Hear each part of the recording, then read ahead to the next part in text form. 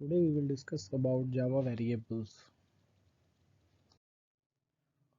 Variables are containers for storing data values.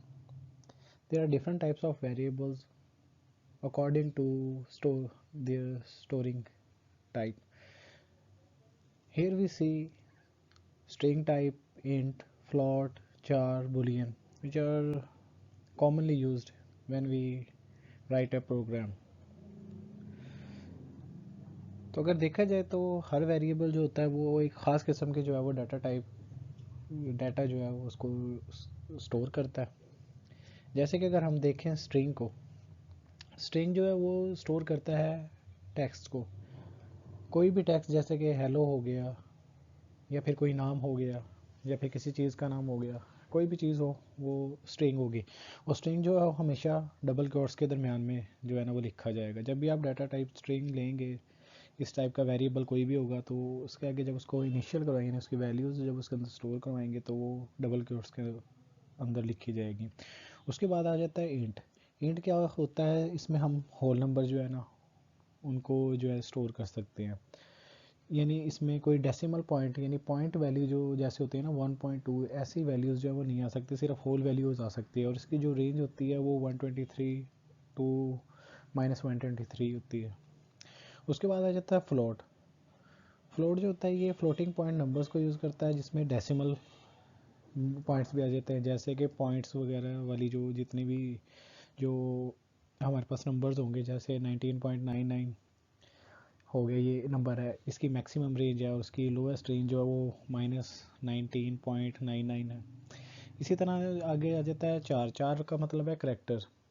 ये जो है सिंगल करेक्टर, जैसे कि ABCD, ये हमारे पास जो अल्फ़ाबेट्स है ये एक सिंगल करेक्टर है। ऐसे ही इन जो करेक्टर्स होते हैं सिंगल, अगर इनको स्टोर करवाना है तो इसके लिए हम चार जो है ये जो है डाटा वेरिएबल जो है इस टाइप का जो हम बनाएंगे। और जो ये होता है इसमें हम सिंगल जो क्योट होता है उसके अंदर जो इसको लिखते हैं। उसके बाद बूलियन बूलियन का मतलब होता है यस नो।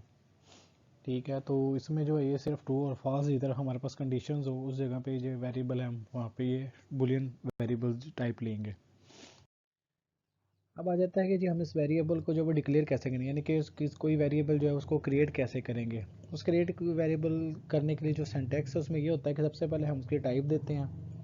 उसके बाद होता है वेरिएबल, यानी वेरिएबल जो कोई भी नेम हो सकता है या फिर ABCD जो आप लेना चाहें वेरिएबल नेम वो होता है। उसके बाद उसकी जो है ना असाइनमेंट ऑपरेटर, यानी कि इज इक्वल टू मार्क जो होता है ये वैल्यू असाइन करने के लिए यूज़ होता है, इसलिए इसको हम असाइनमेंट ऑपरेटर भी कहते हैं। तो इसके जो फिर राइट साइड पे जो है ना वो वैल्यू लिखी होती है, जो वैल्यू जो हम लिखते हैं वो वेरिएबल जो हमारा नेम होता है उसके अंदर स्टोर होती है। उसके बाद जैसे कि वो अगर देखा जाएगा, अगर हम मिसाल के तौर पे स्ट्रिंग टाइप की या फिर इन टाइप की कोई चीज़ है वो अगर हम उसको स्टोर करवानी है हमने डाटा उसमें, तो हम सबसे पहले अगर इंट टाइप किया तो उसमें हम लिखेंगे इंट वेरिएबल हमारा, यानी कि हम ले लेते हैं फॉर एग्जांपल नंबर, और उसके आगे वैल्यू हम लिख देते हैं जी 10। और इसकी इसी तरह अगर हमने स्ट्रिंग टाइप की लेनी है, जैसे कि किसी का नाम अगर हमने लिखना है तो उसमें हम सबसे पहले लिखेंगे स्ट्रिंग, उसके बाद हम वेरिएबल नेम लिखेंगे, जैसे कि नेम ही अगर हम ले लेते हैं वेरिएबल। उसके बाद इज इक्वल टू लिखा के हम उसके आगे नाम लिख देंगे, जैसे कि फॉर एग्जांपल इधर एग्जांपल में मैंने जॉन लिखा है। तो अब ये जो है अगर आपने इसको प्रिंट करवाना है तो आप में इसमें ये होगा कि आपने जो प्रिंट करवाना है आपको नाम नहीं लिखना पड़ेगा। आपने जो जो चीज़ें प्रिंट करवानी है आपने system dot out dot println लिखने के बाद वो चीज़ें जो है वो आप लिखेंगे वेरिएबल के नेम, सिर्फ वो चीज़ जो है वो आपको प्रिंट मिल जाएगी। इसी तरह अगर आप डायरेक्ट जो है जिस टाइम आप इनिशियल कर रहे हैं यानी कि डिक्लेयर कर रहे हैं वेरिएबल नेम को, अगर आप चाहते हैं कि उसी टाइम आपने वैल्यू नहीं देनी तो आप इसमें ये भी कर सकते हैं कि आप जो है वैल्यू बाद में उसको असाइन कर दें। जैसे कि इधर एग्जांपल में दिया गया कि आपने एक में आपने डायरेक्ट वैल्यू दी है इंट माइन नंबर, आगे आपने 15 जो है उसको वैल्यू दे दी, ये भी ठीक है। लेकिन अगर आप ऐसा नहीं चाहते, लेकिन आप चाहते हैं कि जी मैंने सिर्फ जो है ना वो वेरिएबल जो है वो क्रिएट करना है, वैल्यूज़ बाद में दे देंगे, तो फिर इसमें ऐसे भी हो सकता है कि आप जो पहले वेरिएबल को जो डिक्लेयर करें उसके बाद उसमें आप वैल्यू असाइन कर लें। वैल्यू असाइन करते हुए हमें कुछ चीज़ों का ख्याल रखना पड़ता है। मिसाल के तौर पर अगर हमने एक इन टाइप का वेरिएबल लिया जैसे ये माई नम, और इसके अंदर हमने वैल्यूज स्टोर करवा दी है इनिशियल करते वक्त, यानी 15। लेकिन बाद में आगे जाके हमने उसको दोबारा वही वेरिएबल नेम यूज़ किया माई नम, और उसके आगे हमने जो है ना वो वैल्यूज़ जो है ना उसको 20 असाइन करा दी। तो इसमें यह होता है कि जब आप बाद में जो वैल्यू असाइन करवाते हैं वो ओवरराइट हो जाती है जो आपकी प्रीवियस वैल्यू होती है। तो इसलिए जब आप प्रिंट करेंगे तो आपके पास 15 नहीं 20 आएगा।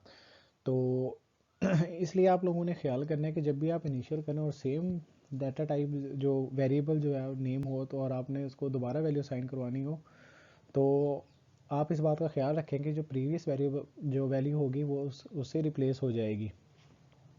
अब इसको ऑक्यूपाई इस जो वैल्यू ऑक्यूपाई कर रहा है इसको अगर हमने रोकना हो कि जी बाद में चेंज ना हो सके, तो इसके लिए हम देखते हैं कि हम कैसे इसको जो है ना वो फिक्स कर सकते हैं। तो अगर आप चाहते हैं कि कोई भी या आप खुद जो है ना उस वैल्यू को ओवरराइट ना कर सकें, तो इसके लिए आप हम जो एक वर्ड यूज़ करते हैं वो फाइनल और कांस्टेंट है। यानी कि अगर आप चाहते हैं कि आपका नंबर जो आपने असाइन किया है अगर वो कहीं किसी और जगह पे जाके कोई सेम वेरिएबल नेम यूज़ करे और तो वो उसकी वैल्यूज़ कोई और लिखे तो वो ना लिखी जाए, तो उसके लिए हम जब वेरिएबल क्रिएट करेंगे तो उससे पहले हम एक वर्ड लगा देंगे फाइनल। अब इससे ये होगा कि जहाँ पे भी अब ये माई नम आएगा ना इसमें आप जो है ना वैल्यूज़ जो है ना दोबारा से जो है ना वो ओवरराइट नहीं कर सकते। अगर आप लिखेंगे जैसे कि इधर एग्जांपल में लिखा गया माई नम 20 लिखेंगे तो ये जो है ना प्रोग्राम जो है ना आपको एक एरर जनरेट कर देगा कि जी ये जो चीज़ ये जो वेरिएबल है ये फाइनल टाइप है, इसको जो आप जो है ना वो चेंज नहीं कर सकते। इसके बाद इसी तरह हमारे पास और भी बहुत सी डाटा टाइप्स है जो वेरिएबल्स को हम जो है असाइन करते हैं उसमें वैल्यू स्टोर करने के लिए, जो हम जो है नेक्स्ट लेक्चर में डिटेल से भी डिस्कस करेंगे, जिसमें हो जाती है इंट फ्लोट 4 बुलियन में, जैसे कि इंट माई नम हमने यूज़ किया उसमें 5 नंबर। इसके बाद फ्लोट में अगर हम जाते हैं तो फ्लोट में हम my float number is equal to my is equal to 5.99। इसी तरह अगर हमने कोई चार टाइप के लेने तो उसमें एक करेक्टर होता है, उसमें हमने सिंगल क्योट के दरमियान में एक करेक्टर लिख देना है सर। इसी तरह बुलियन टाइप होगी तो उसमें हमने बुलियन के आगे वेरिएबल नेम लिखना है और उसके आगे ट्रू या फॉल्स, ये दो ही कंडीशन हम दे सकते हैं। इसी तरह आ जाता है फिर स्ट्रिंग में क्योंकि टेक्स्ट होते हैं वर्ड्स आ सकते हैं तो इसलिए हम स्ट्रिंग के आगे उसका नाम लिखेंगे वेरिएबल का, और उसके बाद जो है वो डबल क्योट्स में जो चीज़ हमने लिखनी होगी वो हम इधर लिख सकते हैं। उसके बाद आ जाते हैं डिस्प्ले वेरिएबल्स। जैसा कि हम आप लोगों ने लास्ट लेक्चर में भी पढ़ा होगा कि ये प्रिंट एलन जो कमांड है किस लिए यूज़ होती है, ये प्रिंट करवाने के लिए यूज़ होती है।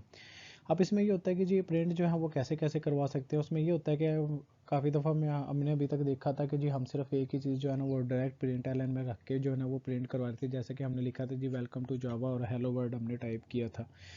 इसी तरह अब अगर इधर आप देखें कि आप जो है ना अब इसमें जो है ना नाम या जो अगर हम नाम प्रिंट करवाना चाहते हैं लेकिन हम नाम से पहले जो है कोई जो है अपनी मर्ज़ी का करेक्टर जो है ना वो लगाना, जैसे कि हम हेलो लिखना चाहते हैं या फिर हाई लिखना चाहते हैं, तो उसमें आप ये होता है कि जी प्रिंट एलन कमांड जब आप लगाते हैं system dot out dot println तो उसमें ये होता है कि डबल क्वोट्स में जो भी चीज़ आप लिखेंगे वो एज इट इज़ जो है वो प्रिंट हो जाती है। लेकिन उसके साथ अगर आप कोई वेरिएबल जो है वो भी प्रिंट करवाना चाहते हैं उस वर्ड के साथ जो आपने इधर में लिखा हुआ है ऑलरेडी, तो उसमें आप जो है ना प्लस साइन जो है ना वो यूज़ करेंगे।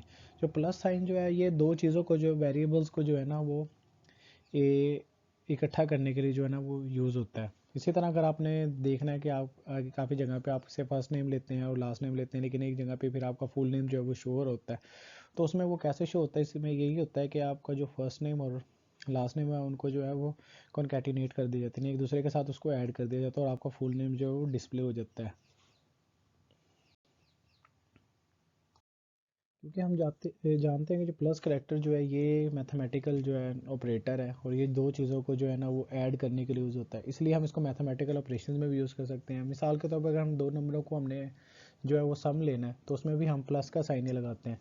तो इसीलिए अगर एग्जांपल में देखा जाए तो अगर हम एक्स हमारे पास जो एक वेरिएबल इन टाइप का उसको हमने 5 लिया और एक वाई है इन टाइप का उसको हमने 6 वैल्यू साइन किया, तो अगर हम इन दोनों का सब प्रिंट करवाना चाहते हैं तो हम system dot out dot println लिखेंगे और उसमें एक्स प्लस वाई कर देंगे तो हमारे पास जो जवाब है वो 11 जो है वो प्रिंट हो जाएगा। यानी कि ये जो प्लस करेक्टर है ये हमारे पास इधर कॉन्कैटिनेशन भी कर रहा है, यानी कि दो चीज़ों को जोड़ भी रहा है।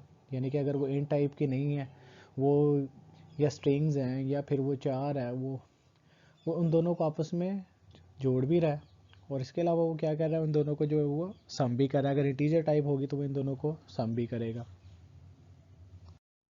और अगर आप चाहते हैं कि आपके पास एक ही डाटा टाइप के जो है ना एक से ज़्यादा वेरिएबल्स हैं, तो आपको बार बार जो है वो इंट लिखने की ज़रूरत नहीं है। लेकिन अगर आप बार बार लिख भी लें तो उसमें जो है कोई मसला नहीं होगा, कोई किसी किस्म का एरर नहीं आएगा। लेकिन अगर आप उसको इकट्ठा लिखना चाहते हैं, जैसे एक ही दफ़ा आप डाटा टाइप लिखें, उसके बाद जो है हर वेरिएबल के बाद कॉमा लगा दें, उसमें ये होता है कि आप इस टाइम पे आप इसको इनिशियल भी कर सकते, यानी इनिशियलाइज़ भी कर सकते हैं, यानी कि उसको आप वैल्यू भी असाइन कर सकते हैं। वैल्यू के बाद आप कॉमा लगा दें। अगर आप वैल्यूज़ नहीं देना चाहते तो फिर एक्स कॉमा वाई कॉमा जी लिखेंगे, तो वो सब के सब जितने भी वेरिएबल्स जो लिखेंगे आप सेमी कॉलन से पहले पहले, वो सब उसी डाटा टाइप में जो है वो स्टोर होंगे। इसके बाद आ जाता है जावा आइडेंटिफायर्स। अब आइडेंटिफायर्स क्या होते हैं? आइडेंटिफायर होते हैं जो यूनिक नेम, यानी कि जो हम वेरिएबल नेम देते हैं वो एक आइडेंटिफायर होता है, यानी कि वो एक यूनिक नेम होता है। वो जो हम किसी जो है ना वेरिएबल का जो नाम रख रहे होते हैं वो एक यूनिक नेम होता है। आइडेंटिफायर जो है वो एक शॉर्ट नेम भी हो सकते हैं, जैसे कि एक्स वाई जी, और जो एक पूरे डिस्क्रिप्टिव नेम भी हो सकते हैं, जैसे कि अगर हम देखा जाए, जैसे हम यूज़ कर रहे हैं माई नम का मतलब माई नंबर है। इसी तरह अगर हमने देखना है कि मिनट्स पर आवर, यानी कि एक आवर में जो है ना कितने मिनट्स होते हैं, तो उसके लिए हम मिनट्स पर आवर लिख देंगे। तो कोई भी अगर हमने लिखा है, हम अगर कोड लिखते हैं, वो हमें तो पता होता है कि हमने किस लिए यूज़ किया है। एक्स लिखा है तो एक्स का क्या मतलब है, वाई लिखा है तो इसका वाई का क्या मतलब है, एम लिख रहे हैं तो इसका क्या मतलब है। लेकिन अगर कोई और हमारा कोड पढ़ता है तो उसको वो पढ़ते हुए बड़ा मुश्किल होता है कि अगर हमने उधर कोई मेंशन ना की हो कोई चीज़। तो इसीलिए अगर आप डिस्क्रिप्टिव नेम लिखेंगे और आपने अगर अपना वो आप कोड काफ़ी अरसे बाद भी अगर देखेंगे तो आपको समझ आ जाएगी कि आपने ये इस जगह पे ये वाला जो वेरिएबल था वो किस लिए लिया।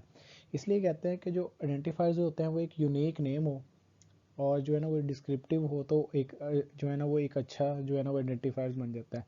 जैसे इधर एग्जांपल में दिया हुआ है कि मिनट्स पर सेकंड अगर लिख दें हम, तो वो इजीली जो है अंडरस्टैंडेबल होगा। लेकिन अगर आप सिर्फ एम लिख दें तो वो इजीली अंडरस्टैंडेबल नहीं होगा, लेकिन आप उसको यूज़ कर सकते हैं। जैसे हर चीज़ के रूल्स होते हैं, इसी तरह जब हम कोई आइडेंटिफायर्स जो है उसको लिख रहे होते हैं या उसको क्रिएट कर रहे होते हैं, तो उसके भी कुछ रूल्स हैं जनरल, जिनमें ये होता है कि जो नाम होता है, वेरिएबल नेम जो है वो कैसे लिखा जा सकता है। उसमें ये होता है कि आप लेटर्स लिख सकते हैं, डिजिट्स ऐड कर सकते हैं, अंडरस्कोर ऐड कर सकते हैं, डॉलर साइन जो है वो भी आप जो है ना वो यूज़ कर सकते हैं। और लेकिन इसमें ये होता है कि आपने जो नाम शुरू करना है वो मस्ट भी जो है ना एक लेटर हो, यानी कि A B C D E F, यानी कि इस तरह कोई लेटर हो। इसके अलावा जो नेम है वो लोअर केस जो है ना वो लेटर से स्टार्ट हो, और इसके अलावा इसमें जो कोई स्पेस वगैरह ना हो। ठीक है, जैसे हमने लिखा था मिनट्स पर आवर, तो उसमें कोई स्पेस नहीं थी। ठीक है ना। तो उसके बाद आ जाता है कि हम जो है वो डॉलर साइन से भी शुरू कर सकते हैं, और इसके अलावा अंडरस्कोर से भी शुरू कर सकते हैं।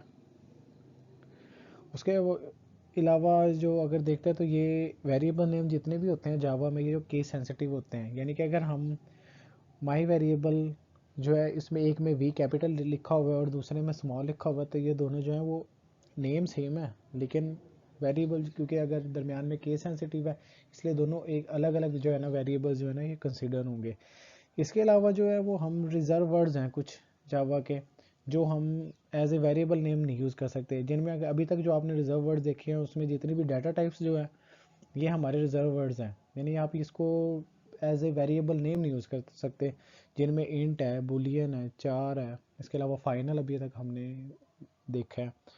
और ये जो नेम है ना ये रिज़र्व है, ये क्योंकि इनके फंक्शंस हैं कोई, तो इसलिए हम जो इसको एज ए वेरिएबल नेम जो है आइडेंटिफायर जो है इसको हम यूज़ नहीं कर सकते। तो इन चीज़ों का जब भी आपने वेरिएबल नेम जो डिक्लेयर करना है या इसको क्रिएट करना है, आपने इन चीज़ों का ख्याल करना है।